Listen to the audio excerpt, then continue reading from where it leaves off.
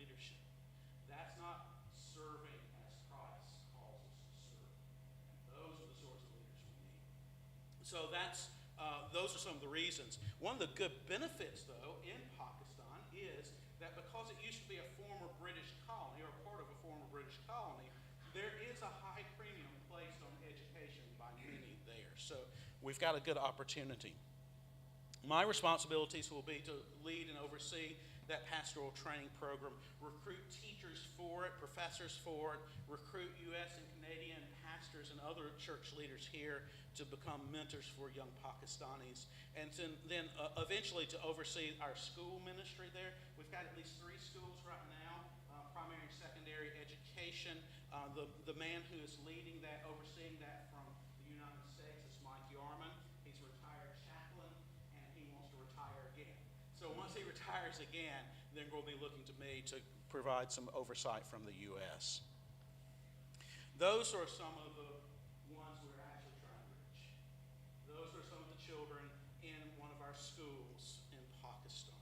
And what we want is to raise up men who will be their pastors and lead them well. While Pakistan is still open, it's an amazingly strategic field. And again, as ARPs, we've heard Pakistan, Pakistan, Pakistan for years. And sometimes I think we can get a bit jaded to that and fail to recognize we have this amazing opportunity to minister in a Muslim majority country. We have favor in Saiwa. We've got a hospital, we've got these schools, and we've got a Christian community to minister to. And so not too many Reformed denominations have that sort of opportunity and that place. We do. And so we should be grateful for it. And what's the old line? We make hay while the sun is shining. And while Pakistan's still open to us, we really need to pour in time and resources. That's the second opportunity. But it's the third opportunity that really has got me going these days, and it's the newest opportunity for World Witness. And I'm calling it Opportunity Rwanda. Now, we typically say Rwanda, right? And then we've got the name Rwanda. I think the pronunciation is somewhere in between. We've got a Ugandan in our congregation in Huntersville. Every time I try to say an African word, she just shakes her head. Or she laughs at it. So I'll sometimes say Rwanda, sometimes it'll be Rwanda. It's somewhere in between. I like going there because you can't see it in the picture. It's kind of hard to see. I'm standing on ground level. The men beside me are on 1 or 2 steps. I'm a short guy, but in Rwanda, I'm tall. That's myself and the Cottons, Sam and Martha Margaret and Alex Pettit, with some men and their some wives in a rural area of Rwanda. What's the opportunity? Well, it's an exciting project that's been approved by the Board of World Witness with the potential to train up to thousands of pastors, not just by ourselves, but in conjunction with other agencies and other missionaries, particularly working with MT3. Any of you familiar with MT3? Mobile Theological Training Team is a group of professor missionaries who work for World Witness and travel the world teaching in various colleges and seminaries. And so we would be using men like David Galetta and Justin Breaky. And we'd also be working in conjunction with other mission agencies, as well as, at least initially, with a school called the Trinity Center for World Missions. Let me just give you a snapshot of why we should be interested, not only in Rwanda, but in Africa. I don't know if you can read it, but by 2060, if the trajectory continues the way it's going, it is estimated that 4 out of every 10 Christians in the world will live south of the Sahara. In sub-Sahara Africa, 40% of the Church of Christ will be in Africa. That's amazing. And think about what's happening in the West. Think about what's happening to the church in the United States. Think about what has already happened to the church in Europe.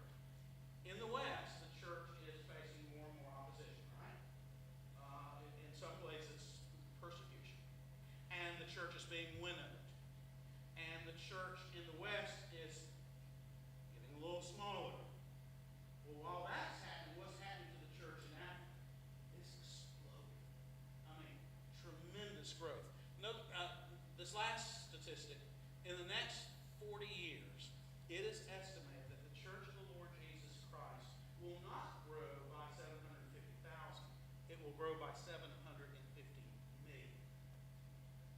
In the next 40 years, 750 million new Christians in Africa. That's an amazing statistic. Is that because of evangelism, or is it because of tribalism, or a combination of those? I think it's a combination of those. I think really that, praise be to God, because it's not just in Africa, it's in Latin America too that we're seeing a lot of growth. Some of it is tribal, but a lot of it is true conversion. Now, hold that thought, okay? Africa soon will become the center of the Christian world. But the question is, what kind of Christianity will be believed, will be held in Africa? That's Africa in general, but why Rwanda? What's this connection with this tiny little country? It's about the size of Maryland, somewhere between Maryland and South Carolina, okay, to give you an idea of the size of the country. It's a fairly complex story. I'm going to try to shrink it down as best I can to basically 6 components. The young folks, you probably have no idea what happened back in the 90s. But back in 1994, there was a genocide in Rwanda. There were many survivors, but there's one survivor that is of particular interest to our story and his connection with Erskine. Then his ministry to children in Rwanda. Then from his working with children to his thinking about their families and homes and then churches and then pastors. Then his partnership with ARP Church, and then lastly, the government. Those are 6 components of the story. In 1994, those of you who are old enough to remember we started hearing about this country that we probably have never heard of before. And the reason we heard about it was because there was a genocide taking place. 100 days of sheer terror. Now, there's been a lot that had gone on to prepare for that genocide. A lot of terrible things. But the last match that was lit and then thrown on the pile of wood that then became genocide was the downing of an airplane that had the president of Rwanda and the president of Burundi on it. As soon as that plane crashed and was brought down, and those 2 men were killed, many young French-trained Hutus with machetes in hand were unleashed upon their country. And they went throughout their country mutilating and killing moderate Hutus and the rival tribe Tutsis, to the point that about 1/10 of the population was dead within 100 days. And in addition to that 1/10 of the population, there were many who were maimed for life. If you go to Rwanda, if you see somebody that's basically 28, 30 years old or older, they survived the genocide. And it's nothing to see people on crutches, people in wheelchairs, people with stumps, and you know that they were a survivor of the genocide. Imagine 1/10 of the population of the United States dead in 100 days. That's what happened in Rwanda. And bodies were strewn all across. It's a beautiful country. Bodies strewn all across that country.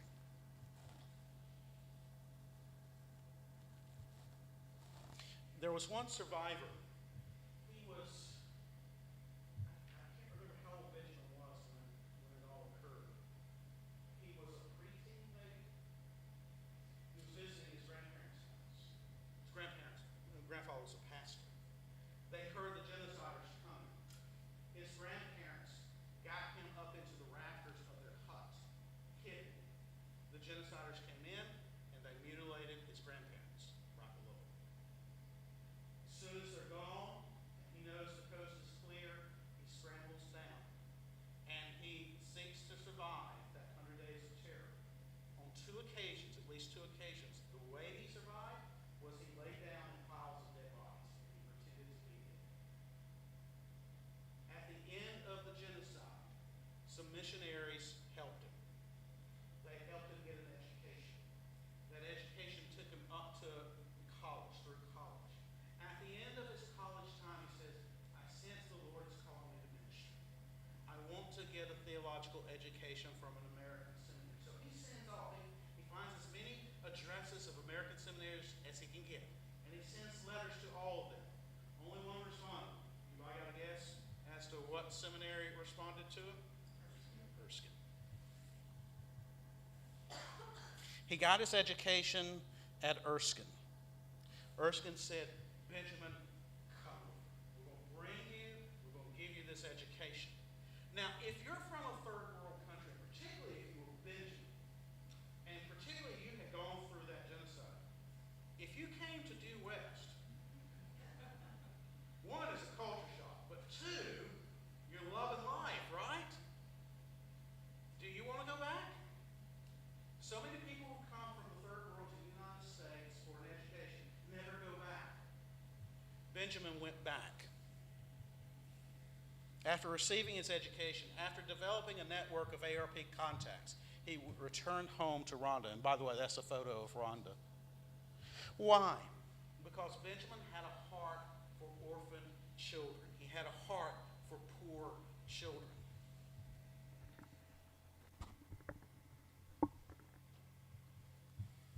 And so he starts this ministry called Reach the Children of Rwanda International.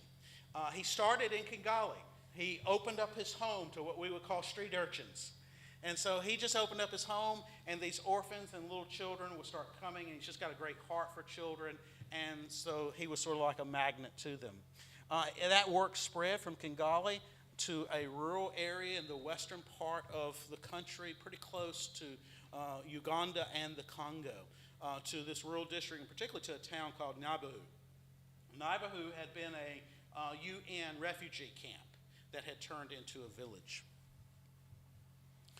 And now in that former UN camp, there's this beautiful school reaching 300 children, providing a quality Christian education, school uniforms, insurance for the children and their families, some meals, and other needs as needed, other issues, other things that they can provide. So that's genocide, that's a survivor in Erskine, that's a ministry to children. How do you go from a ministry to children to pastoral training? How do you do that? By having a heart for the children you're seeking to minister to. How many of you are teachers? Any teachers in the room? Okay. If you're a teacher, you know, if you're a good teacher, you love students. And you care for the students. Well, you should. At least some of them. Now, some of them you might not, but for the majority, yeah, you've got a heart for them, you know? And if you're a teacher, your students, you know, are bringing problems to school. And where are those problems coming from? Home. Okay? And so Benjamin has a heart for his students. And those students started coming, and they've got problems. And he's trying to think of how he can address those problems. And so that leads him to starting a home visitation program for all of his teachers. All of his teachers go and visit the homes of their students. And when he got to the homes of the students, he recognized those families have needs. Let me give you an example. We went on a home visitation when we were there with Benjamin. We go into 3 different homes. The first home had a mud floor and volcanic rock. The second home we went into had a cement floor, 2 rooms. All right, this is what were in the 2 rooms. The first room, there's a clothesline diagonally across the room and a little wooden stool. That's it. Second room we go into, there were 2 pillows and a few blankets. Who lives in that home? A mother and 5 kids. A mother and 5 kids. And that mother, when we came in, we went and we sought to pray with her. As soon as we come in, she begins confessing. She said, I got to confess, I got to tell you how tempted I am just to abandon my children and go to the city. Because I can't stand watching my children go hungry. And so Benjamin recognized those sorts of needs. And so then he says, well, who do I go to? So he goes to the churches. Says, hoping that the churches can help. And then when he gets to the churches, he recognized their needs there too. And particularly the pastors.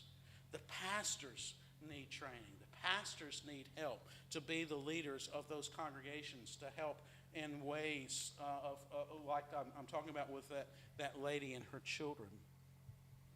So that leads Benjamin to go back to his network of ARP contacts. He goes to the ARP churches he's aware of, and he solicits people to support children. RCRI is a child sponsorship program. How many of you have heard of Compassion International? You know, that's a well-known one. It costs a good bit per month to sponsor a child through Compassion International. You can sponsor one of these children for $20 to $25 a month and provide their education, their clothing, some food, insurance for their family. It's an amazing opportunity. So he networks with his ARP contacts. And then he turns to World Witnesses and says, can you help me train pastors? And so MT3 has been working in Rwanda for a couple of years now. And then that leads us lastly to a benevolent president. Think about Rwanda and potential trouble spots. You've got many Hutus who are still processing guilt for their involvement or their connection to those who committed genocide. And you got Tutsis who are still processing what? Grief. And some of them processing anger. And there's always the potential for those tensions to flare back up. You also have the problem in all African countries, particularly sub-Saharan African countries, of Western prosperity gospel peddlers going and saying, oh, if you just have enough faith and you give me a certain amount of money, then the Lord's going to heal you. Or the Lord's going to provide you all the money you need to feed those 5 children. And those prosperity gospel peddlers prey on the poor. You also have the issue of syncretism. What's syncretism? That's the blending of other religions with Christianity. How does that happen? Quick story. A young man is converted in Africa. Not an unusual story. Converted. And he's all excited about the Christian faith. So he shares his faith with a couple of his friends. And 2 or 3 of those friends become Christians. And they're all 3 or 4 of them together. They're looking at one another. What do we do next? I don't know. I think we should be a church. Okay, we're a church. What do we do next? Well, I think we got to have a pastor. Who's going to be pastor? Oh, the guy who first came to Christ. You're a pastor. And he says, okay, I'm the pastor. Now what do we do? Well, I think churches gathered together to do what? Eat, fellowship. What else? To worship. Okay, let's worship. What should we do in our worship? Well, you know, it's been really dry. We've been going through a drought. Why don't we start our worship service praying to our ancestors that they would give us rain? Now, we kind of scratch our heads and say, how in the world do they not know? You don't pray to your ancestors. You pray to God. But what's that person doing? He's blending what he's known in the past with this little bit of Christianity that he knows now. And that sort of problem happens all over. And then there's also the rise of Islam in Rwanda as well. In steps a ruler, President Paul Kagame. Paul Kagame wants Rwanda to be the Singapore of Africa. That means a very prosperous country. That means a clean country. That means a safe country. That means a very controlled country. And it's becoming just that. That's the capital. Here's a street in one of the major housing areas of Kigali. Look at that street. It's gorgeous. And it's clean. It's immaculate. They have a once-a-month work day. Every citizen of Rwanda, on a particular Saturday of every month, they do community service. They clean streets. They do other community projects. That's their life. Now, what may hinder that ongoing progress to be the Singapore of Africa? Well, anything that could reignite the friction between Tutsis and Hutus. Charismatic, shyster sort of leaders coming in saying, hey, I'm a pastor. I'm gathering a flock, a congregation, and then using that congregation for personal gain or for political ends. Strife between Christians and Muslims, or any poor standard in any aspect of life. So, what's one of the things that Paul Kagame and the government of Rwanda are trying to do to keep the lid on something that could potentially boil over? Well, they institute a law that by 2023, all pastors must have a degree from an accredited, recognized undergraduate institution in order to remain pastors. What are the ramifications, repercussions? Well, thousands of pastors will be out of a job and their churches closed. Because many of these pastors don't even have a primary education, much less a secondary or a college education. Thousands of pastors and churches are reaching out for help. To respond to this need, World Witness is, and the ongoing need in Pakistan, they have approved the Barnabas ministry, this new field. My role in the new field will be to encourage those who are working on the field, like the Cottons and other World Witness missionaries, to oversee the training programs both in Rwanda and in Pakistan. I'll also be promoting the work, like coming to Scots Kirk and talking about it, and also recruiting people to work, and I'll be a part of the teaching and mentoring teams. Now, how can individuals and churches and presbyteries help? This shouldn't be a surprise by being a Barnabas. You can be a Barnabas too. Barnabas means what? Son of encouragement, okay? Encourage through your prayers and support. All pastors and all missionaries say, what's the first thing that we want you to do? We want you to pray. And sometimes you think, okay, yeah, that's what they all say. Well, I'm saying it, and I mean it. I want you to notice this quote. Hopefully you can read it.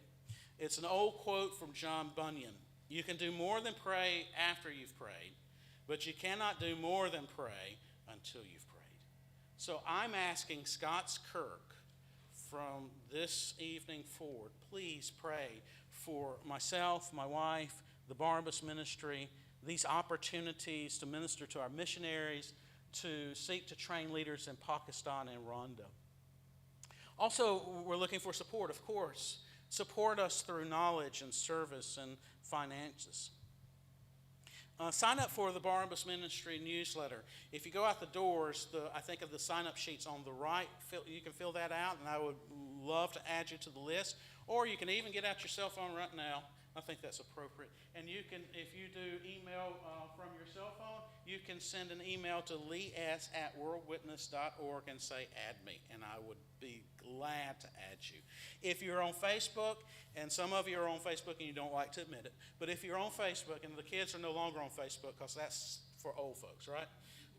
So I don't have anything on Instagram or Snapchat, sorry, but I do have something on Facebook. If you want to receive regular updates about this ministry, you can just send me a friend request, and I will approve it, and I will send you an invitation.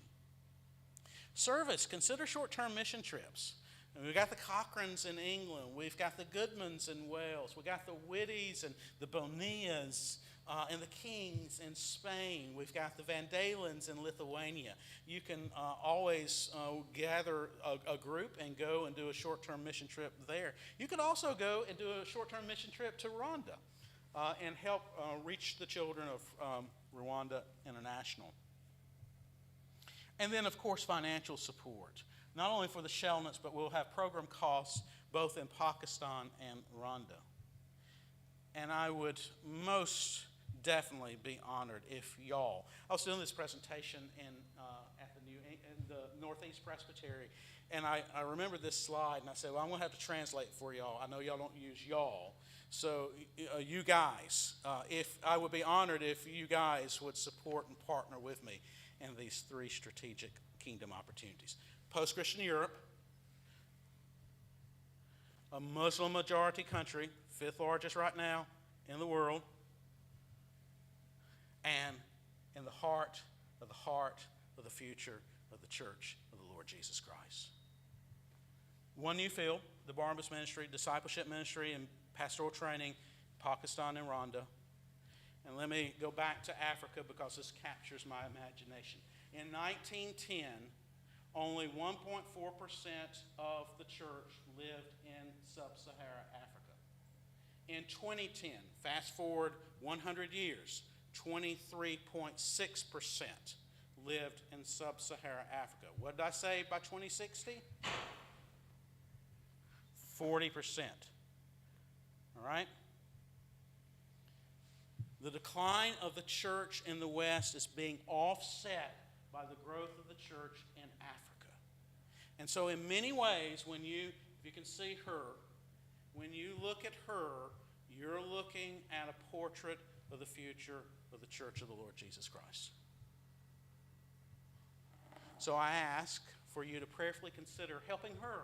And I can put you in contact, or helping people, children like her. I can put you in contact with Reach the Children of Rwanda International. Help her and help me train her pastor. Would love to have 45 plus monthly contributors, 30 plus, and we've got over 30 annual contributors. Would love to have over 12 churches contributing monthly and over 5 annually. And I would welcome Scots Kirk to partner with the Barnabas Ministry of World Witness, seeking to reach and bless our missionaries at work in Europe, seeking to train Pakistani Christian leaders, and seeking to train Rwandan Christian leaders. Let me pray for us. Father, thank you for my brothers and sisters in Christ and this opportunity to be with them in Scots Kirk this evening. Thank you for giving us this opportunity to consider what you are doing in the world, building up your church.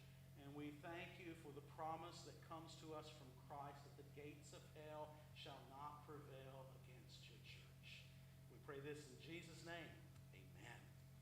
Any questions? Pakistan, Rwanda, Europe? Yes, sir? I have a question. So I know we in the past received literature about Barnabas Ministry. Yeah. Is that the same?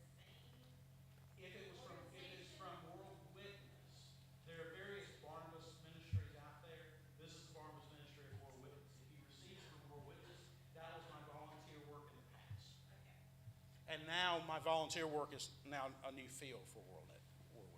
Okay. Others? Yes, sir. Yeah, I'm always confused, what do we mean by non-bridge church? Oh, good. I just skated right over that. We've got 2 groups of missionaries in Europe. We've got what's called Bridge Europe, and then we've got our general European missionaries. The Bridge Europe missionaries, their target is the Muslim refugees and immigrants in Europe. They're seeking to share the gospel with people from Syria, Turkey, other countries. And they're seeking to be a bridge between those Muslims and the church. The ones I'll be working with are all the others. So people like the Cochrans, the Goodmans, the Van Dalens, the Kings, the Bonias, and the Whitties. And we got some more going, particularly to England, probably in the next couple of years. Others?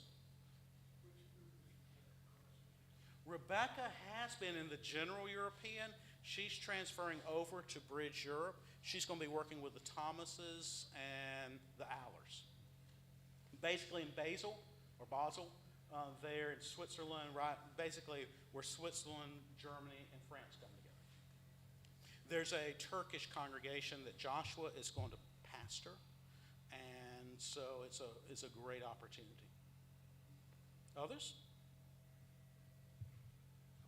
Jim? Could you comment on the safety of Rwanda, for yourself or short-term mission? Yeah. Would love to. Kagame wants the country to be safe. My mom, you know how moms are? They're scared about their sons going anywhere that might seem dangerous, and Africa just kind of seems exotic and dangerous. And when I told her that I was going in May, she said, I don't want you to go. It's dangerous. And I said, Mom, if you look at the crime statistics for Kigali, the capital city of Rwanda, and you look at the crime statistics for Noonan, Georgia, where you live, it's safer for me to go to Africa than to Noonan, Georgia. Very safe. I felt no sense of danger. I've been in Pakistan. I wouldn't say that about Pakistan. It's tougher. So I wouldn't encourage short-term mission teams to go to Pakistan. But Rwanda, yes. Food's good. It's beautiful. It's a fairly moderate climate because it's mountainous. It's a pretty neat opportunity. So you're saying it's like Clark? Yeah, sort of like the Bon Clarkin of Africa. Okay. Yes. You say that in Synod in Pakistan,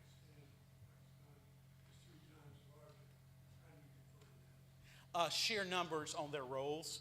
Like they would have like 90,000 members where we're around 30,000. But again, it's our chief is a Christian, we're a Christian. Now, I'm not trying to diminish. There are true believers in the ARP church, but there's some issues. There are 4 presbyteries, and in those 4 presbyteries, I'm thinking there's probably around 75, 80 churches. Their churches tend to be larger individual churches than our churches would be. We've got more than 200 or so. Ours tend to be, on average, smaller. Others? I can go all night if y'all want to. All right. Thank y'all so much. Thank you, Jim. Thank you, Missions Committee, for this opportunity. Lord bless y'all.